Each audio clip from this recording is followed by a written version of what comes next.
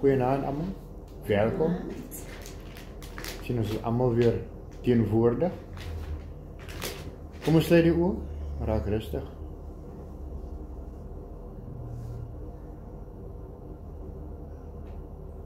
Vader, dankie dat ons deur 'n week uitgespaar is.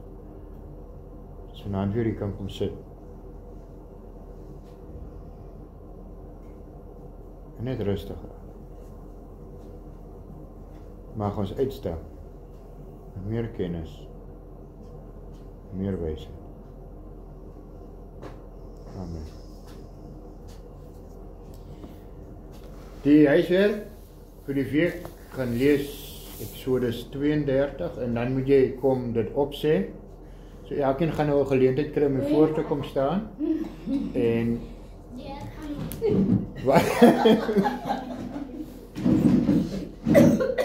sorry, jy sê ek gaan eers kom.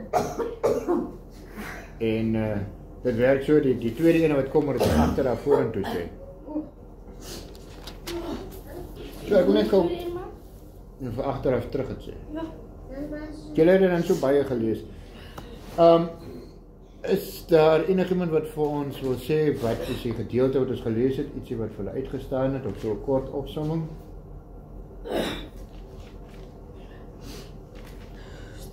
Maklik mense mekaar kan beïnvloed. Veral as dit 'n meerderheid is. Meerderheid groep. Ja. Nog ietsie?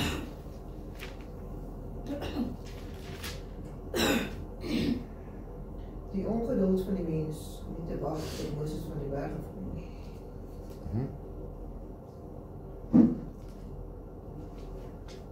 En wanneer ietsie uitwerk vir jou nie, dan is jy sommer 'n plan met enige iets.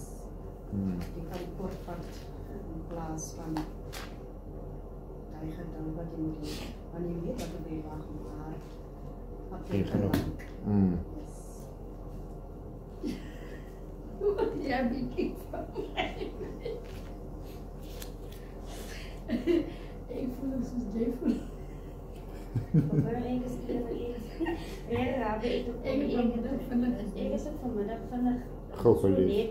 En loer dan lees hoe, maar ik heb hom nie so deur. Ek is sommer eerlik. Is reg? Ek het nie tyd reg gehad. Ek is maar dit is jy gaan nie elke week alles kan inren altyd tyd hê vir dit is almal het lewens.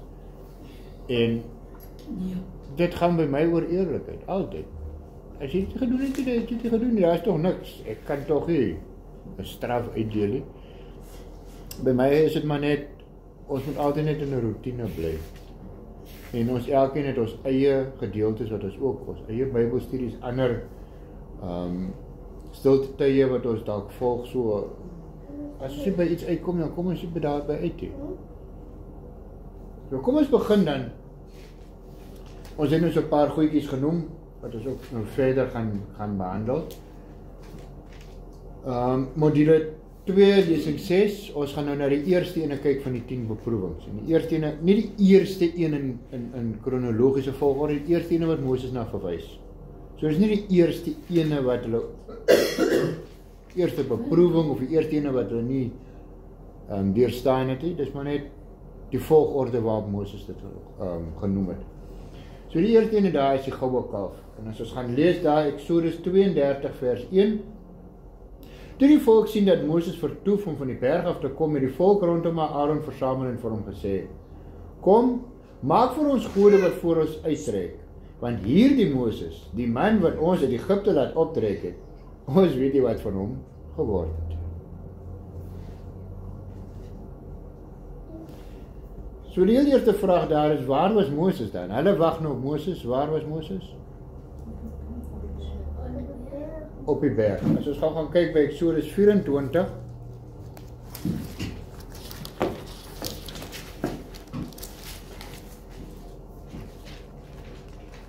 En ons lees net eers die 18de vers van Exodus 24.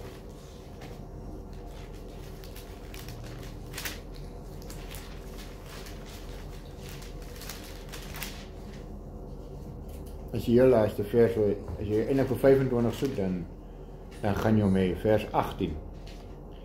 En Moses het binne in die wolk ingegaan en die berg opgeklim. En Moses was op die berg 40 dae en 40 nagte. So hulle het gewag op Moses wat op die berg was. Almal weet waartoe hy gaan, dit was nie 'n geheim gewees nie.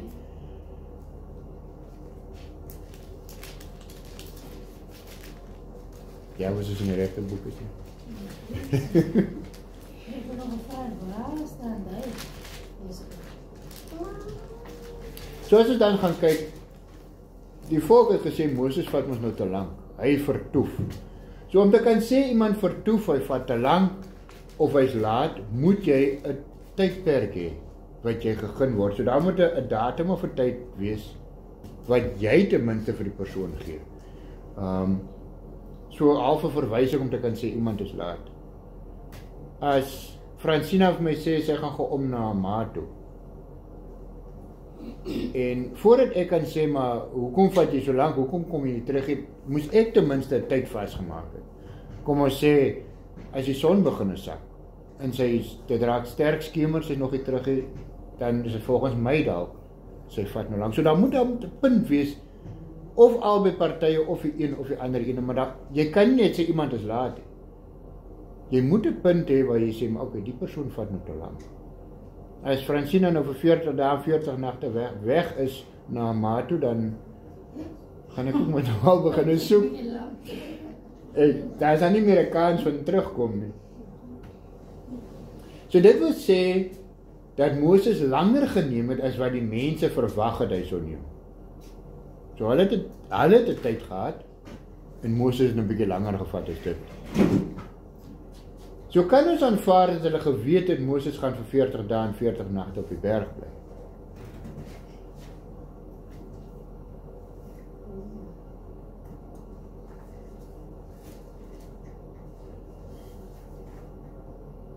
Wie sou hulle gesê het dit is van het hy self geweet dat hy 40 nagte na 40 dae. Die skrif sê nie, en dit sê net, dat hy soveel dae en nagte daar was. Daar is nie 'n direkte woord wat God vir hom sê, wat ander kon gehoor het en gesê het, ek gaan jou oproep vir 40 dae en 40 nagte. Daar is ook nie 'n skrif wat sê, Moses het gestaan en hy het vir enigiemand anders te gesê, wag hier, ek gaan nou op vir 40 dae en 40 nagte. Daar is nêrens so 'n direkte skrif wat dit sê nie. So Moses self geweet het, dat hy so lank daar gewees.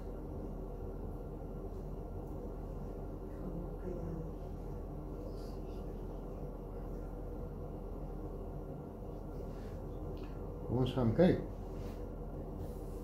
In Genesis 7, as jy so toe te bly, ek verwys net daarna. In Genesis 7 lees ons van Noag se 40 dae en 40 nagte wat dit gereën het. Die nodige tydperk om spiritueel gereinig te word, om skoon te kom. So 40, nie 40 dae en 40 nagte nie, maar die getal 40 om te reinig. In Genesis 50 vers 3 lees ons dat dit 40 dae wat dit geneem het om 'n liggaam te balsam. So vir 40 dae lank het hulle die liggaam gebalsam. Swangerskap, dit is nou nie in die Bybel nie, dit is nou maar mediese feite. Swangerskap is 40 weke, ons almal weet dit. Party mense is 'n bietjie stadiger, hulle vertoef 'n bietjie, ander mense is weer 'n bietjie haastig. En dit neem 40 dae vanaf bevrugting tot op 'n stadium waar die embrio menslike vorm aanneem en onderskei kan word van dier. So voor dit is dit 'n embrio, dis klein, en hy het nog nie 'n aanduiding, is dit 'n mens, is dit 'n dier, is dit 'n hond, is dit 'n kat.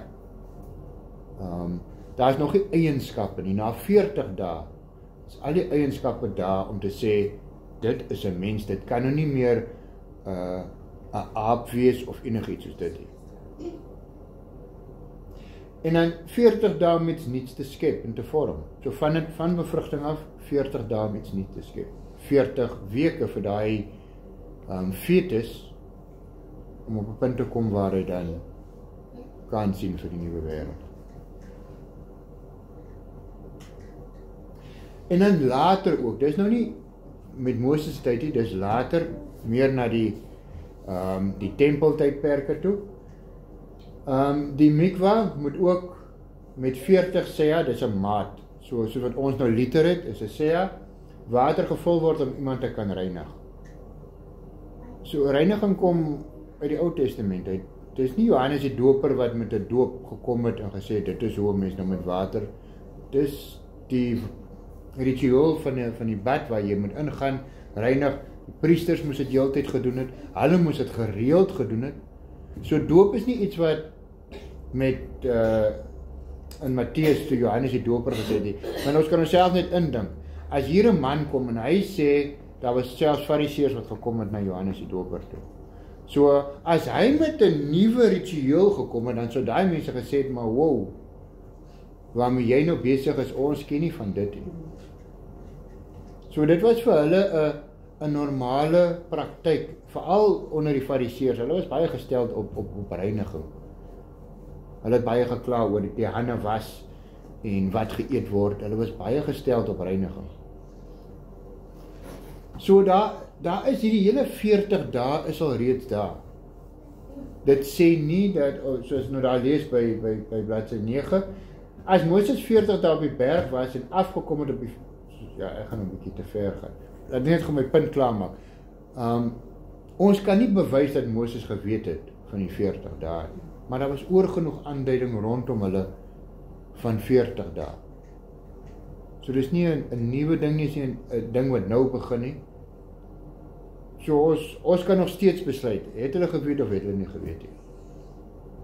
So as ons dan kyk, as Moses 40 dae op die berg was en afgekom het op die 40ste dag, dit weet ons. Ons weet nie of die mense dit weet nie, ons weet net, na 40 dae het Moses afgekom. So as Moses op die 40ste dag afgekom het, dan het hulle hierdie kalf gemaak op die 39ste dag. Soos die gedeelte lees wat ons huiswerk gehad het, dan gaan ons sien, hulle het die dag die kalf gemaak, en hulle het hulle voorberei, die volgende dag is daar fees gevier. En daai dag het Moses afgekom, die 40ste dag. So hulle het op die 39ste dag het hulle die kalf gemaak. Daar word geglo, nie onder ons nie, dis hulle glo dit, die Jode, dat hulle die eerste dag waarop Moses opgeklim het, getel het, en nie vanaf die aand nie. Nou die Jode werk, die Bybel werk ook, van Genesis af, nou wat die son gesak het, begin die nuwe dag. So, as jy nou begin tel, dan is môre dag 1, en nie nou vir dag toe Moses verdwyn het. So, hulle het geweet, 40 dae dalk, en as ons dan gaan, 40 dae van die dag af, omdat hulle nie van die aand af begin tel het, dan gaan hulle 'n dag te vroeg wees. So nou gaan hulle sit en hulle gaan sê, maar op die 39ste dag het ons nog getel, ons is by 40. Waar is Moses?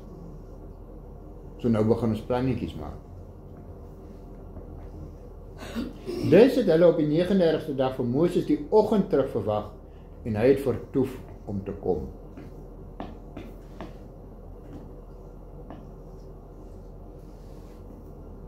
Die Here sê op die regte tyd, in Jesaja 60 vers 22.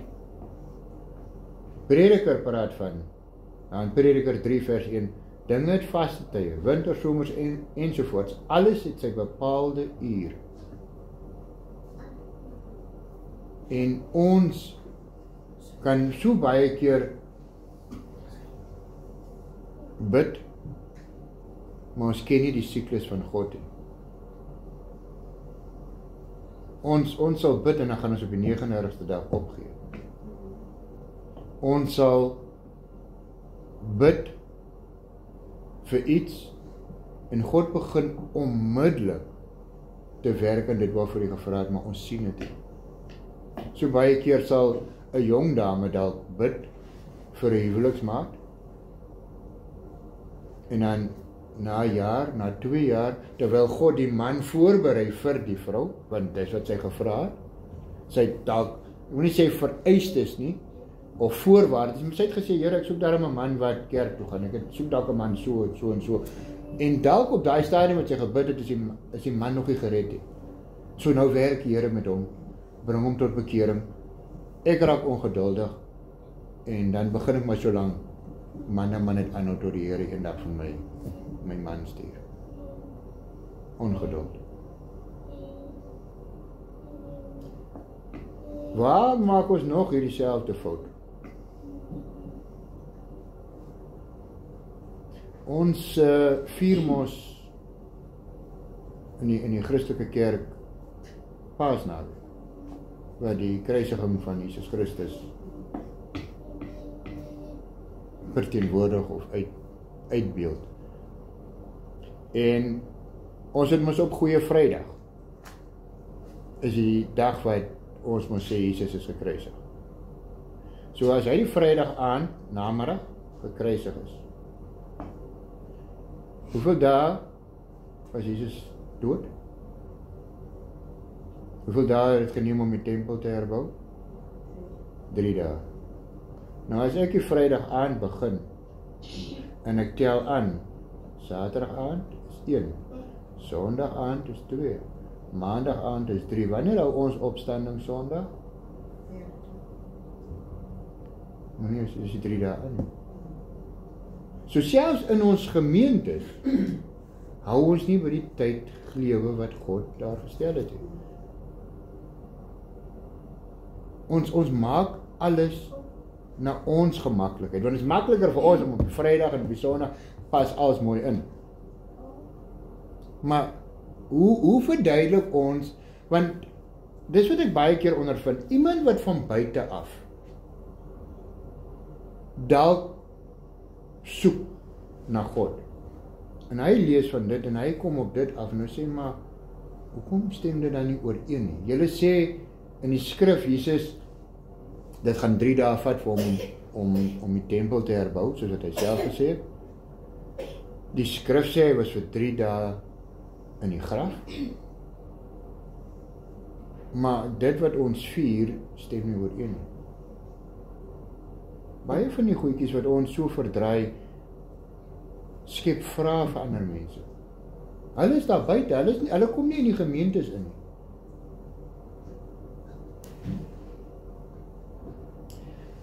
Dan, hoekom vra die volk dan vir 'n beeld? Hoekom het hulle na Aaron toe gegaan en sê, maak vir ons 'n beeld?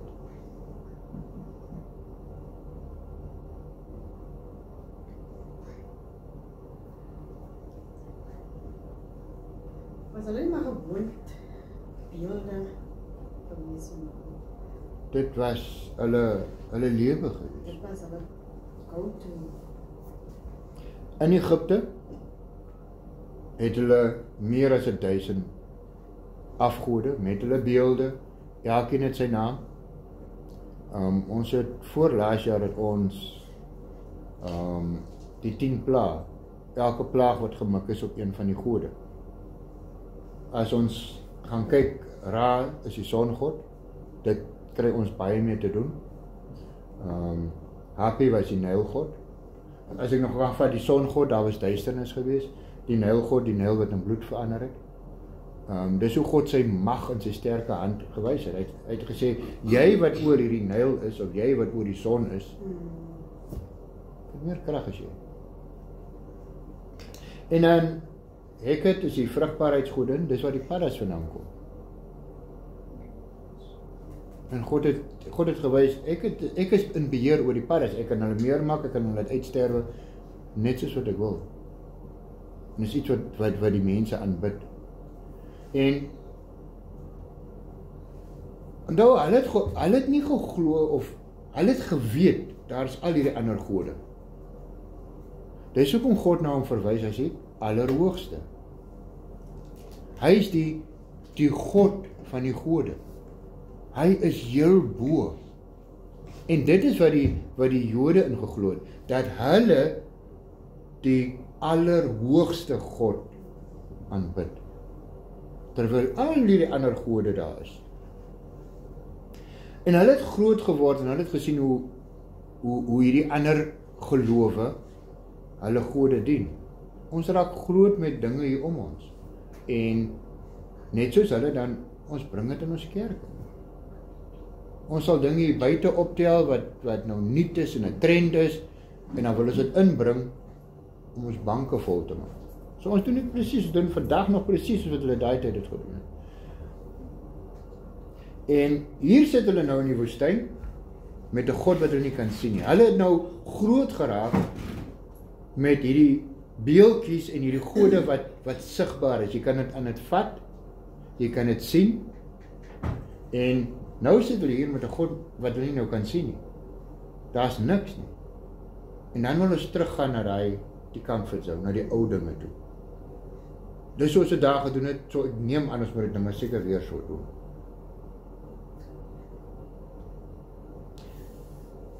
Dan het ek 'n vraag daar, so vraag 1. Het jy al opgegee en teruggekeer wanneer die tyd kom nie? Ek het net die voorbeeld gebruik van die jong dame.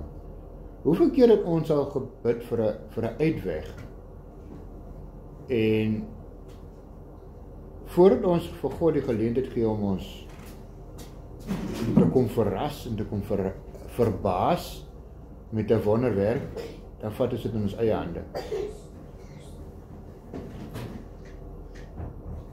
Ons sal vanaand sit en ons sal vra, Here, ons het niks op die tafel. Wil U nie asseblief voorsien nie? En dan gaan ek sit en ek gaan 'n bietjie wag. Wag, ek gaan gou luister by die buurvrou of sy nie vir my iets het nie. Of ek gaan gou hier afloop en ek gaan gou ietsie leen, want hier is nou regtig, ek het nog gebid, ek gaan nou maar gou my eie plan maak. Ek sien nie, jy mag dit nie doen nie. Ek probeer net die punt maak, is, jy het nou net gevra, Here, voorsien. En dan vat jy dit in jou eie hand. As jy daar bid en die Heilige Gees sê, maar gaan hoor by jou buurvrou, sy sal jou help, doe het reg. Ek sê nie, ons mag dit doen nie. Ek probeer net vir julle verduidelik, ons is geneig om te bid en dan doen ons ons eie ding. Ons wil nie wag nie. En dit is nie maklik om te wag nie. Want elke keer dat God jou net nog 'n bietjie langer wag, want hy wil jou geloof in hom versterk.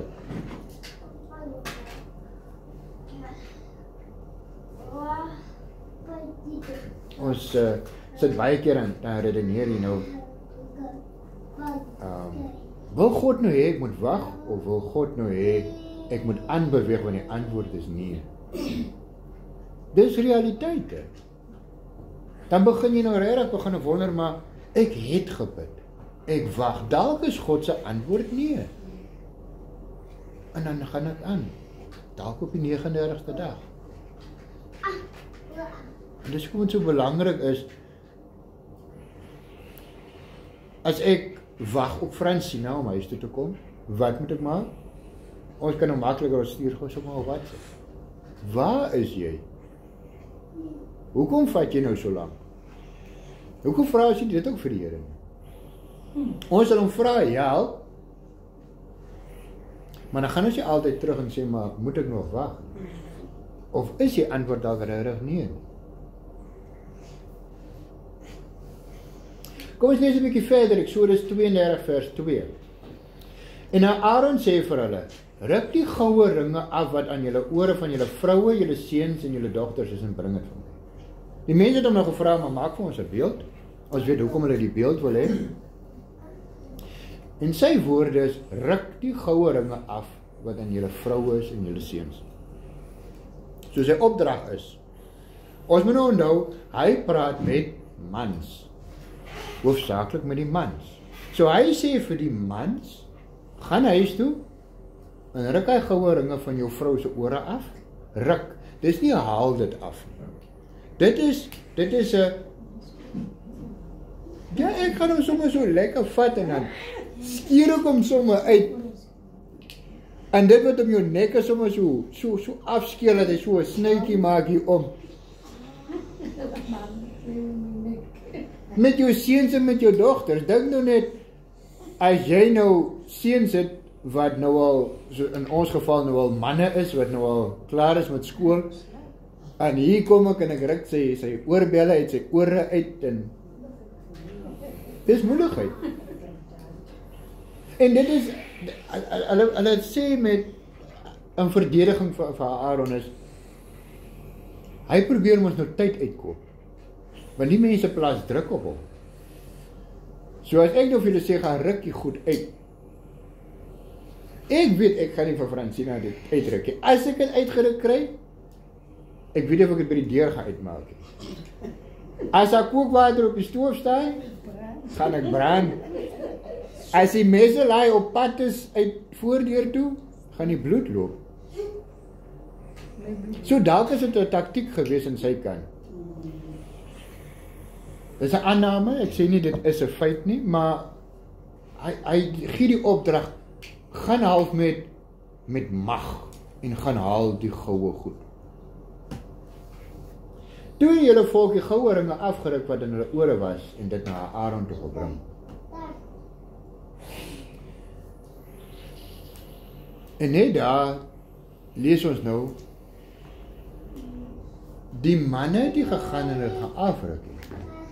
Die vroue het sommer afgeruk en gebring. Die seuns het sommer afgeruk en gebring. Ons het nie nog gesukkel om hom mooi los te kry nie. Ek weet nou nie hoe hulle oorbelle daai jare was nie. Aanplak goed, kan wees, dalk met 'n magneetjie en so. Maar die mense het gegaan en het gebring. Hulle het hulle kom ontlaai van hierdie goed. Hulle was tog te gretig om dit te bring vir hierdie God wat hulle nou gaan maak. So Aaron het gedink, dit gaan so dalk 'n bietjie tyd koop en hier kom die mense in. En hulle is tog net te gretig. So die vraag is, waar kom hierdie oorringe vandaan? As ons gou lees in Eksodus 3, vers 21. Eksodus 3 weet ons, dis toe God vir Moses geroep het, deur 'n brandende bos. En ons lees gou daar vers 21. Dis God wat praat en hy sê, en ek sal aan hierdie volk guns verleen in die oë van die Egiptenaars, en as hulle dan trek. Nou, hy verduidelik nou vir Moses, dis sy plan, ek wil hê jy moet gaan en my volk uit Egipte land uitbring. En hy sê, daai dag wat hulle gaan trek, moet julle nie met leë hande trek nie, maar elke vrou moet van haar buurvrou en van haar wat in haar huis vertoef, silwer en goue voorwerpe en klere eis. En julle moet dit op die seuns en julle dogters sit en so Egipte beroof. Eksodus 12 is die dag waar dit werklik gebeur. God het gesê hulle gaan dit doen. Eksodus 12 vers 35. Dis die aand wat hulle toe nou moet uittrek, wat hulle uitgejaag word uit die land uit. En die kinders van Israel het gehandel volgens die woord van Moses. Hulle het van die Egiptenaars silwergoed en goue goed en klere geëis. Vers 36. En die Here het aan die volk guns verleen in die oë van die Egiptenaars, en die het hulle versoek ingewillig, so het hulle dan die Egiptenaars beroof.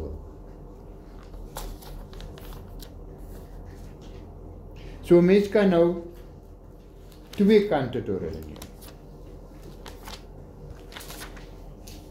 Jy kan nou sê, maar dis gekryde goed. Dis mos nou vir my gegee. So ek heg nie waarde daaraan nie, so dis maklik vir my om af te haal en te gee. Dalk 'n ander rede, God het dit vir ons gegee. Ons gaan nou 'n God maak, so ons haal dit af vir die God wat dit vir ons gegee het.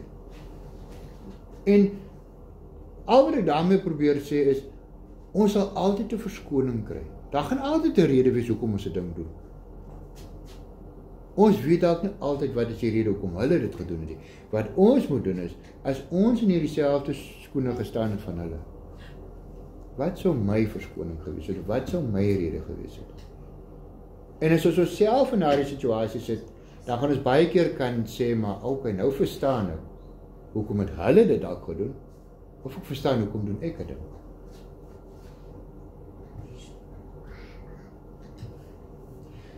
Vers 4, en hy het dit uit hulle hande geneem, dis nou Aaron, en dit met die buitel bewerk en daar 'n gegote kalf van gemaak. Daarop sê hulle, nie hy nie, daarop sê hulle.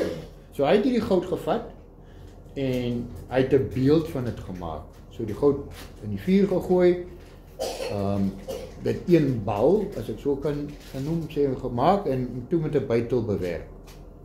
En toe kom hierdie gegote kalf daar uit.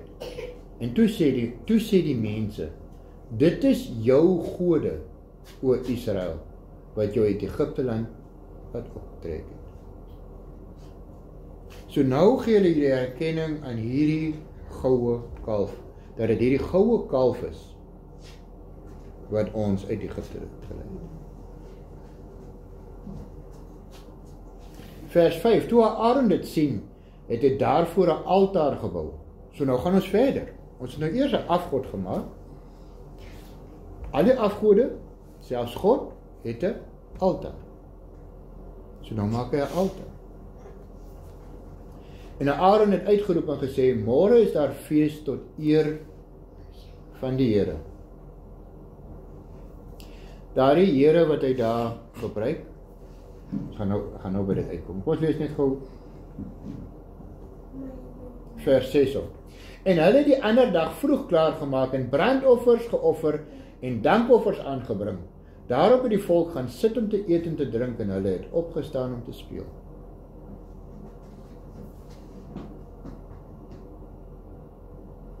Buiten die kalf wat hulle gemaak het, sou julle saamstem dat dit lyk tog of alles wat hulle gedoen het is reg.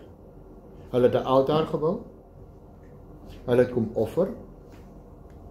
Ons lees daar Aaron het aangekondig as fees tot eer van Adonai. Daar is dit La Adonai, die naam van God. So, dit is nie gode nie. Toe hy die fees uitroep, toe sê hy, hierdie God wat ons uit Egipte uitgelei het. Hierdie allerhoogste God, dis vir hom wat is die fees hou. So is dit reg wat hulle dan gedoen het. Buite die kalf. Want hulle tog offers gebring, is nou 'n fees tot eer van die Here. Net soos ons, as ons nou terug gaan na die vers toe, hulle het brandoffers geoffer en dankoffers aangebring, en die volk het gaan sit om te eet en te drink, en hulle het opgestaan om te speel.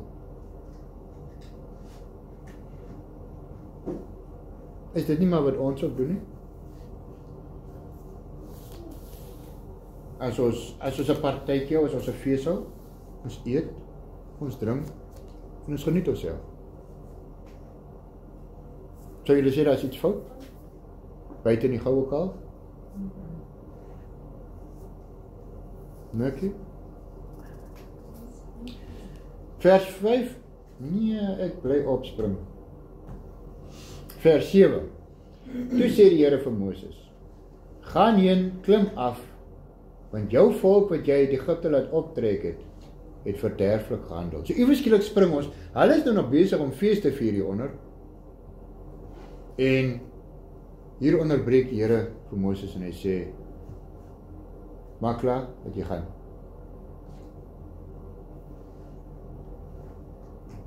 Let dat God hier druk op Moses plaas deur te sê, jou volk wat jy uit Egipte het gelei. Dit was nog heeltyd my volk wat ek met my sterke hand uit Egipte het gelei het. Hier staan Moses. Hy is die priester wat nou na God toe kom, instruksies kom kry. En eers skielik sê God, maar dit is nou jou volk. So, ons weet mos, ons maak so.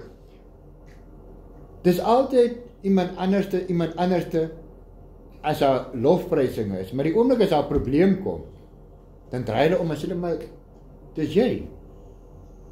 Jy was mos in beheer van die projek, of hierdie opdrag wat ek gegee het.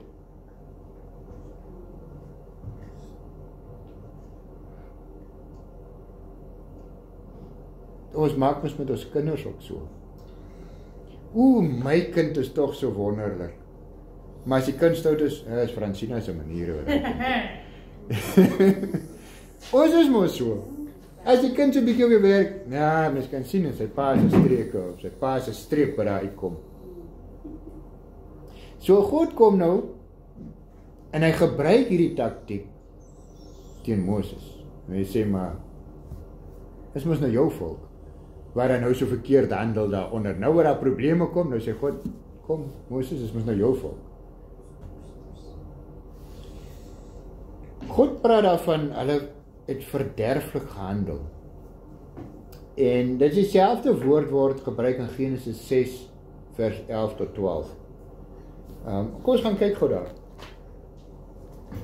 Genesis 6 is mos die vloed.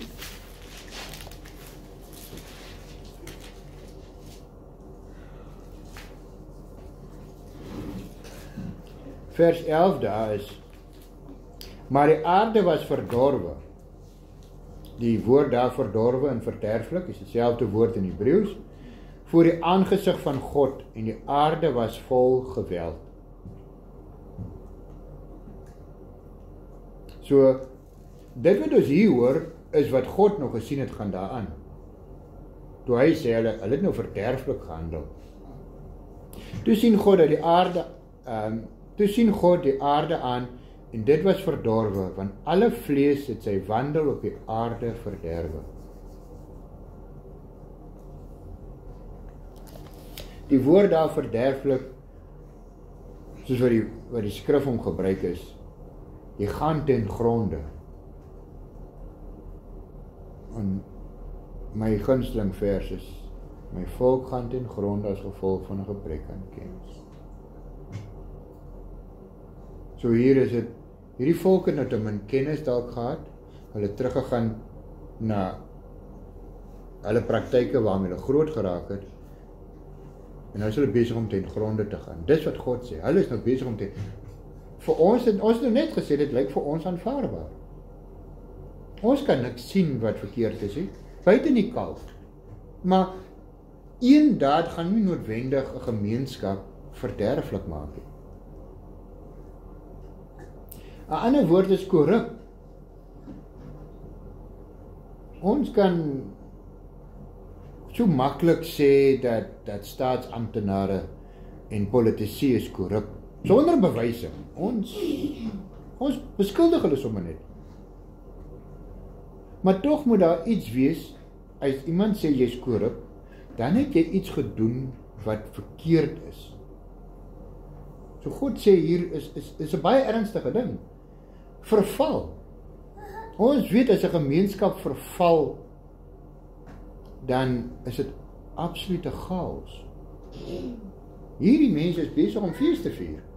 God praat van hulle nou heeltemal verval. Vernietig is 'n ander woord wat ons kan gebruik om dit te beskryf. So hier hou hulle fees en God sê, julle is besig om julleself te vernietig. Vers 8, en hulle het gou van die weg afgewyk, is God wat verder praat. En hy sê, en hulle het gou van die weg afgewyk wat ek hulle beveel het.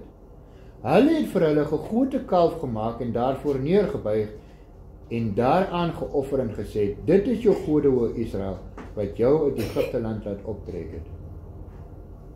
Presies dieselfde woorde wat nou net daaronder gespreek is op die aarde. Of aan die voet van die berg, as ek dit so kan stel, het God hier vir Moses aangehaal. Nie ander woorde nie dieselfde tipe woorde nie, presies dieselfde woorde. So, hierdie is 'n bewys dat God is alomteenwoordig. God hoor elke woord wat hy sê, hy is bewus van alles wat aangaan. So, ons gaan 'n dag, wanneer ons daar moet ons verduidelikings gee, gaan dit nog as 'n bietjie 'n warm plekkie wees om te verduidelik. Want hy gaan jou woord vir woord kan aanhaal. En dit verwys nou, wat God nou hier sê is, hy het minder as 40 dae, kom ons volgens argument so daar 40 dae gelede, het hy, is eintlik 46 dae gelede het hy met die volk gepraat, en hy het hulle die eerste 10 woorde gegee, die 10 gebooie wat ons het ken. En daar het gestaan, soos wat ons daar lees in Exodus 20, vers 4 tot 5, jy mag nie 'n beeld maak en jou daarvoor neerbuig. So God het dit vir hulle persoonlik gesê. Dis 'n direkte opdrag. En nou het hulle gegaan en hulle doen iets anders. Ek dink elkeen van ons raak kwaad wanneer ons vir iemand persoonlik direk verduidelik, moenie dit doen nie, en hulle gaan doen dieselfde ding.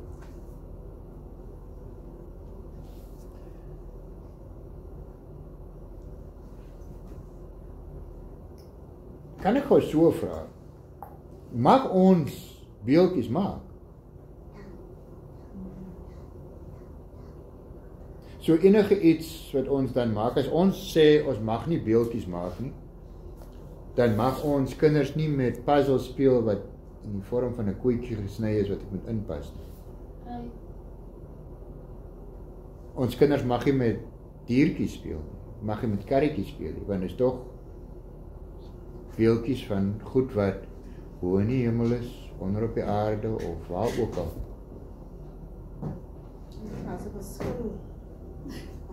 verskil in die sin van, ek kan dit maak, maar ek moet nie afgod daarvan maak, soos in, dat ek dis iets van het maak. Iets van het maak. Sien jy, so dat jy as goed om iets te maak. Kijk, baie keer die kettingkies wat ons maak, jou kruisie, die sonneblommetjie of so, maar ek gaan nie die kruis aanbid, en sê die, omdat ek omdra is in my geloof, sê ek aanbid om die ding dra my deur, want baie keer ek doen ons dit om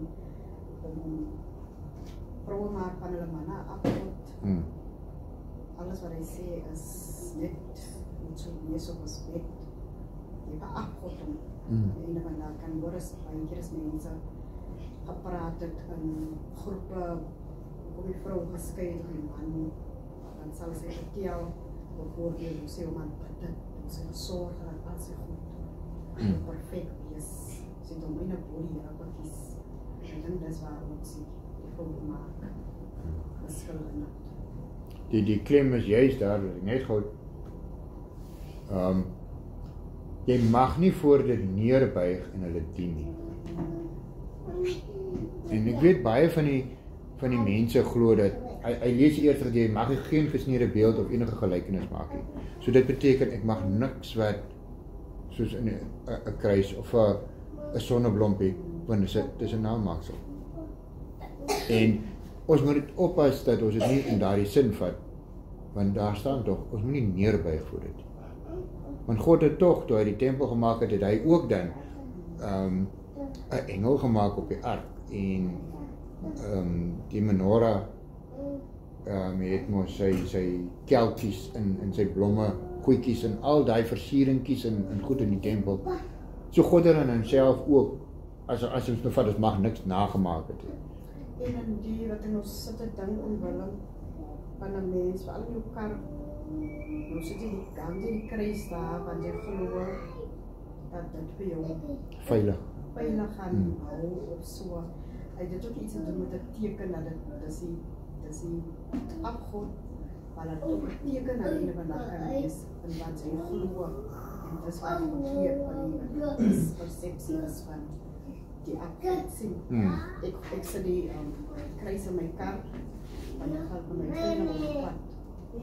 Ja, as ons daai, hoe om dit te bepaal, waar jy persoonlik is. As ek die kruis oor my spieeltjie hang, om terwyl ek ry, my te herinner, God gaan my veilig hou. So nou gaan ek ry. Ek gaan kuier in die naweek, kom ons sê, ons gaan 'n bietjie see toe. By die see, breek hulle in by my kar, en hulle steel onder andere die kruisie van my spieeltjie af. Nou is ek te bang om terug te ry huis toe. Want die kruis is nou nie daar nie. So, ewe skielik het dit gegaan van God na die kruisie toe. So die kruisie moet my nou veilig hou. Dis nie die kruisie nie. Die kruisie moet jou net, as jy dit gebruik, net remind, o ja, ek moet net weet God gaan my veilig hou. Ek dink daar's baie sulke tipe. Die lewe maak dit vir ons so dat ons goeders aangryp en op dit staat maak. En God gaan baie keer kom en hy gaan dit wegvat van jou af. Of om vir jou te wys, jy is besig met verkeerde dinge. Of om vir jou te wys, maar jy kan sonder dit klaarkom. As ons moet vat, vrouens sal bly in 'n huwelik waar hulle fisies gemartel word, as ek dit so erg kan, maar baie erg behandel word. En hulle sal net bly glo, daar is nie 'n uitweg nie, ek kan nie sonder hierdie persoon nie. Maak nie saak wat jy moet doen nie, daar is nie 'n ander ander opsie nie. Ons sal, jy kan dorp toe kom sonder jou bankkaart. Maak die saak. Jy kan heel dag in die dorp rondloop en jy kan terug gaan huis toe. Maar as jy nou môreoggend opstaan jou bankkaart is weg. Nou kan jy ewe skielik, ek kan nou nie dorp toe gaan en my bankkaart is nog gesteel. Al sulke tipe goedjies, ons moet net begin oplet en dit is hoe die Here gesê het, baie keer gaan sit net, kyk 'n bietjie in jou lewe. Doen hierdie introspeksie, gaan kyk, hoekom ontstel sekere goed jou? Dan gaan jy begin agterkom, maar jy's besig om 'n vertroue in iets. Nog nie dat jy gaan neerbuig nie, maar jy het 'n vertroue in dit. Ons sal iets wat vir my baie snaaks is. Jy kan 10 jaar lank bly in 'n huis. En ewe skielik een nag, na 10 jaar, kom steel hulle jou krywa wat buite staan. Die volgende oggend gaan jy sê, wat word van hierdie wêreld? Nou moet ek nuwe heininge opsit. Ek gaan nou vir my 'n hond moet kry. Ek gaan nou vir my electric fencing moet omsit. En al die goed oor een geval. Wat van al hierdie 10 jaar wat God ons beskerm het? Hoekom gaan ek dan so aan oor jou krywa? Daai krywa wat vir 10 jaar daar gestaan. Wat ek nooit eers gebruik het, hy dalk gestaan 'n oproes daar. Maar dan ooreageer ons so.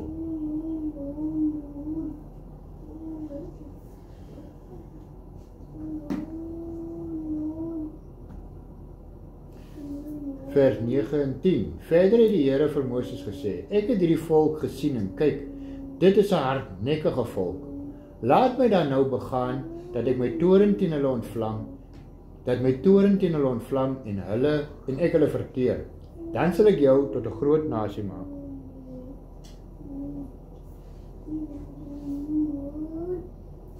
Wat is die beproewing wat Moses voor te staan kom?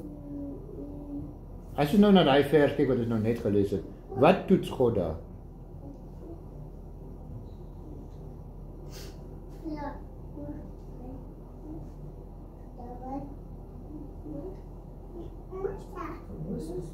Ja, wat se toets stel God met daai vers, daai 2 verse?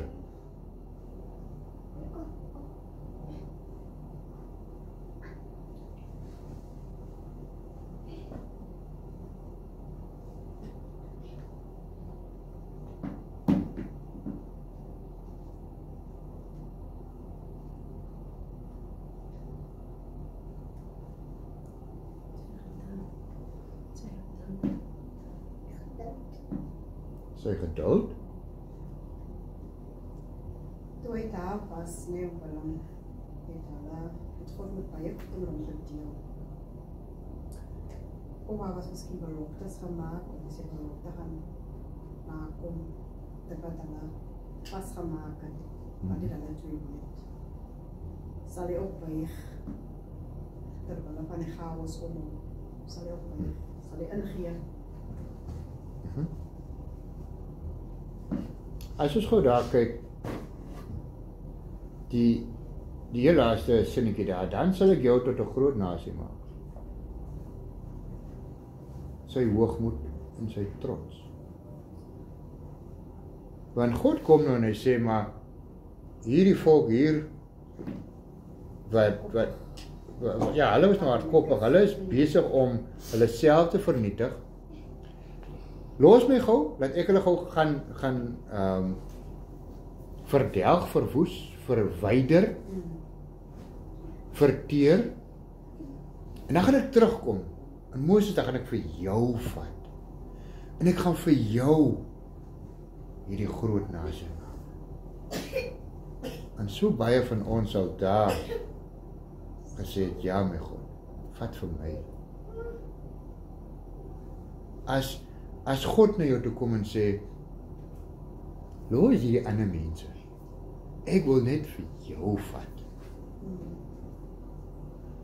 En so baie keer gaan ons sê, joh, ek is kwaai. God wil vir my gebruik. God wil vir my groot maak. En God toets ons almal. Hy gaan ons almal voor so 'n geleentheid op een of ander manier gaan hy ons bring, of dit nou by die werk is, of dalk in die gemeente, dalk in jou huwelik. Los hierdie man.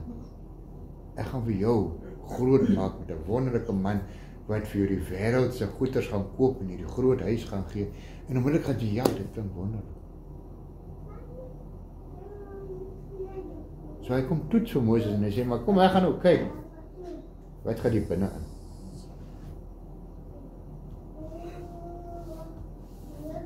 Maar Moses het die Here sy God om genade gesmeek.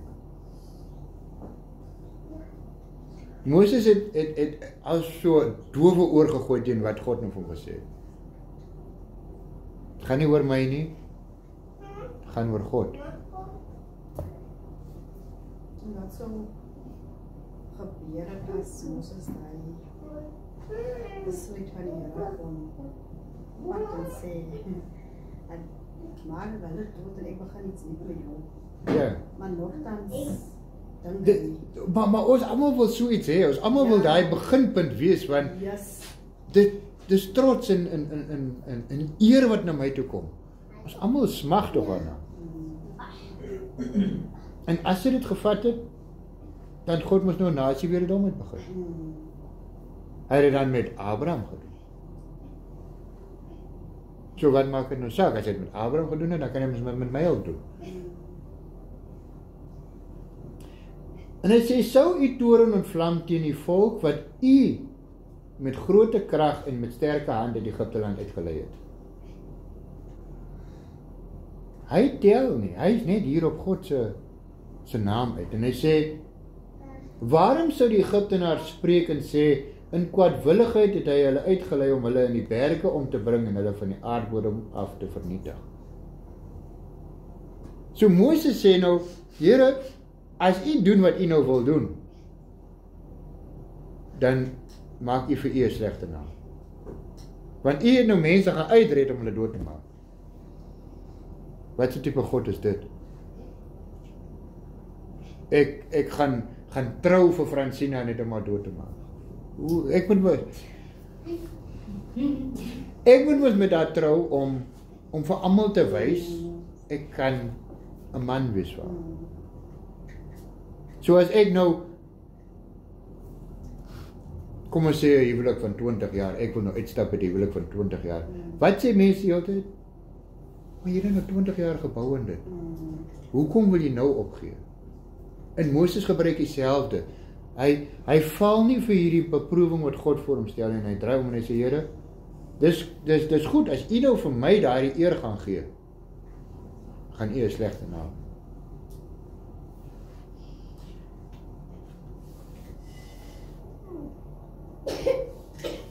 Wend u af van die gloed van die toren en laat dit u berou oor die onheil van die volk. Gedenk aan Abraham, Isak en Israel. Kyk hardop by terug na wat beloof was.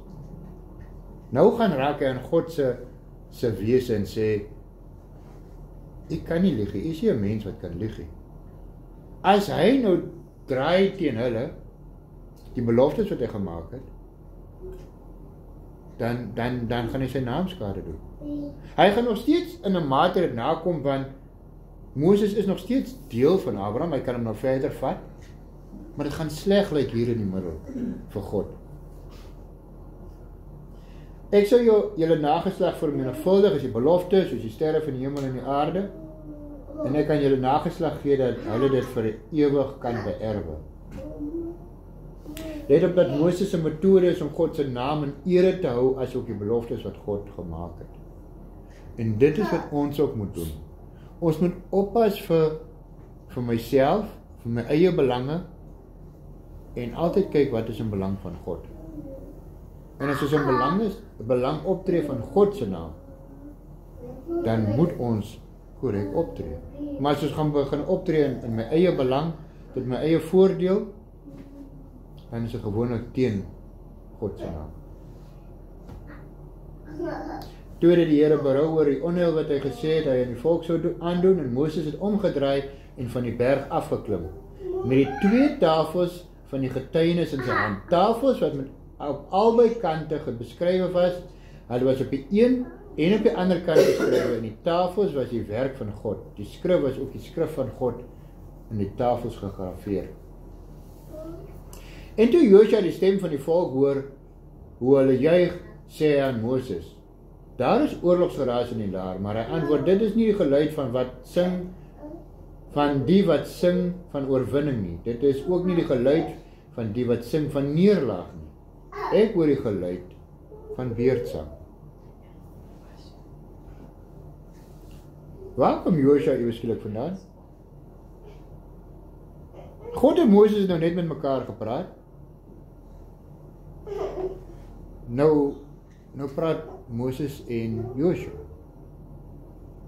En hulle praat van 'n punt af waar hulle nog nie in die laar is nie. Want hulle hoor nou. Daar gaan iets daaronder aan. Daar is nou nie oorlog nie.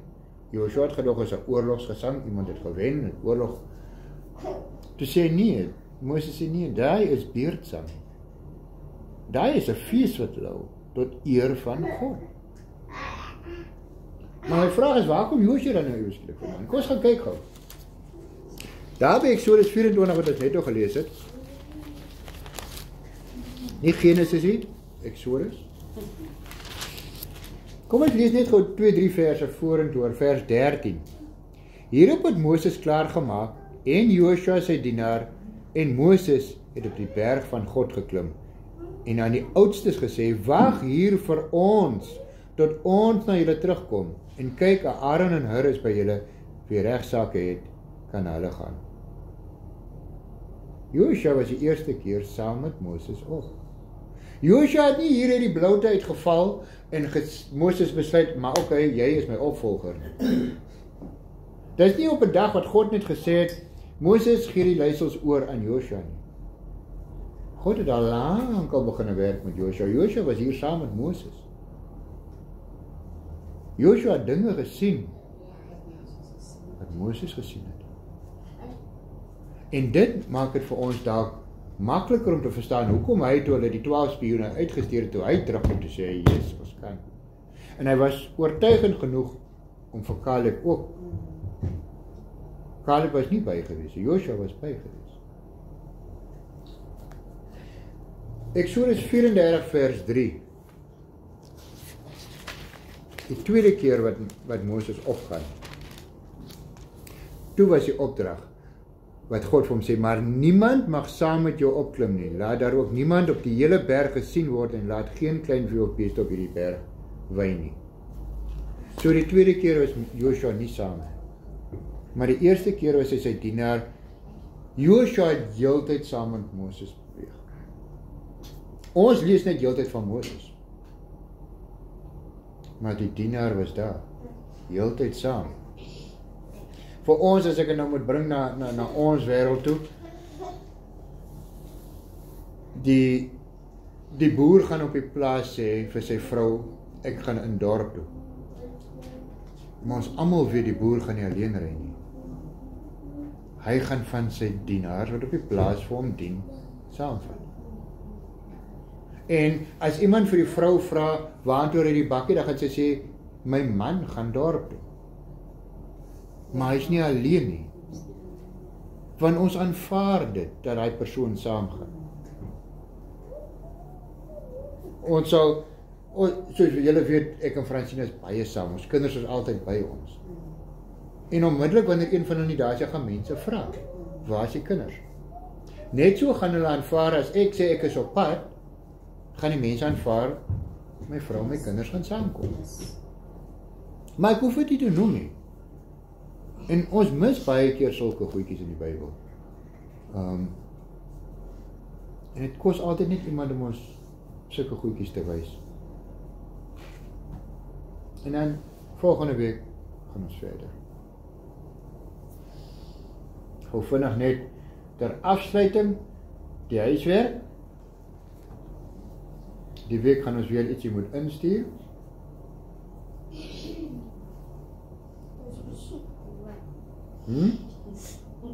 Hoe sê jy nou, Skarabel? Ek sien daar staan taak 5, ek sal die tik voor daar reg, maar ek is taak 6. Leeswerk, lees die gegewe gedeelte deur, ten minste 3 keer die week. Gees van jaloesheid, Numeri 5 vers 11 tot 31. Dan ons huiswerk. Julle, as julle die gedeelte lees, gaan julle verstaan waar die huiswerk kom. Dit gaan oor 'n man wat vermoed sy vrou is ontrou, maar hy het nie bewyse nie. Sy is nie gevang nie. En dan gaan jy na die priester toe en die priester gaan 'n dingetjie doen om te bepaal is jy skuldig of nie. Ek wil hê jy moet nou gaan sit en jy moet jou instel as 'n priester. En hier kom 'n man na jou toe en hy sê maar sy vrou is ontrou. Jy moet nou bepaal is sy of is sy nie, want daar's 'n gees van jaloesheid oor hom. So wat ek wil hê, jy moet jou in hierdie prentjie sit waar hier kom die man, hy gaan nou klaar. Die video was nou daar onderbreek, so ek gaan net gou dit voltooi, want ons het die laaste gedeelte toe nou weer opgeneem. Jy is die priester, die man kom na jou toe, hy klaar sy vrou pleeg egbreek, daar is nie bewyse nie, sy word nie gevang nie, maar hy het hierdie gees van jaloesheid oor hom. So wat jy dan moet doen, want ons het nou nie die tegnologie van wat hulle daai tyd gehad het met hierdie ritueel wat hulle deurgegaan het om te kyk of sy skuldig of onskuldig is. 5 vrae wat jy die vrou sal vra om te probeer bepaal of sy skuldig of onskuldig is. So dink, sit 'n bietjie moeite in vra 5 vrae om seker te maak wat jou sal oortuig of jy haar skuldig of onskuldig gaan laat bevind. Die tweede gedeelte van die vraag is, wat moet sy dan op elkeen van hierdie 5 vrae beantwoord dat sy onskuldig is? So, net 'n voorbeeld van 'n pastoor wat berading gegee het vir 'n man en vrou, waar die man ook gesê het, maar sy is besig met 'n buiteegtelike verhouding, en dan vra die pastoor heeltyd, maar het jy 'n verhouding met 'n ander man? En die vrou sê nee, en sy bly by haar punt, en sy staan op haar ding, sy het nie 'n verhouding met 'n ander man nie, en so gaan dit aan, en dit hou net nie op, maar die man bly sê, dit kan nie wees, dinge maak net nie vir hom sin nie. En toe op 'n dag, toe kry die pastoor bietjie leiding, en hy verander sy vraag, en hy vra maar vir die vrou, maar het jy 'n verhouding met 'n ander vrou? Toe sê sy ja. So die vraag wat jy vra is baie belangrik. Dink daaroor, moenie net 'n vraag opstel en dink hulle gaan ja of nee antwoord hê. So jy het 5 vrae om te bepaal, pleeg iemand egbreek of nie. En dan stuur jy jou taak in. Seën vir julle, vrede, alle Here God.